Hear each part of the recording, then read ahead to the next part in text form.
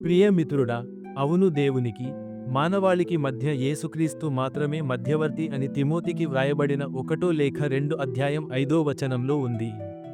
కాని ఇతరుల కోసం ప్రార్థించే పరిశుద్ధుల మధ్యవర్తిత్వాన్ని దేవుడు అనుమతిస్తాడని, గౌరవిస్తాడని కూడా బైబిల్ చూపిస్తుంది.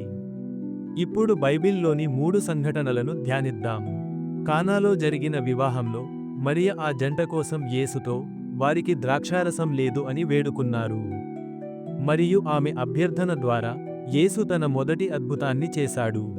ఈ సంఘటన యోహాను 2 అధ్యాయం 1 నుండి 11 వరకు ఉంది. మరియ మధ్యవర్తిత్వం యేసును కరుణతో వ్యవహరించేలా ప్రేరేపిస్తుందని ఇది చూపిస్తుంది.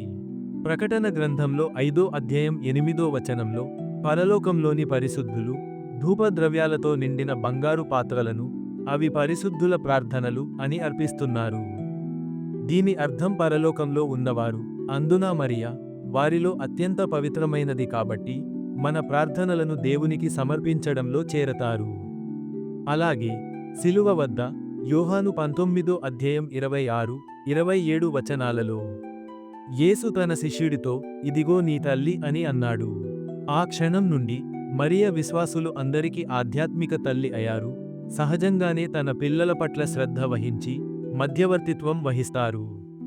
కాబట్టి అన్ని ప్రార్థనలు చివరికి యేసుక్రీస్తు ద్వారా తండ్రి దగ్గరికి వెళ్తుండగా, మరియ యేసుతో తనకున్న సాన్నిహిత్యం ద్వారా మనకోసం ప్రేమగా మధ్యవర్తిత్వం వహిస్తున్నారు.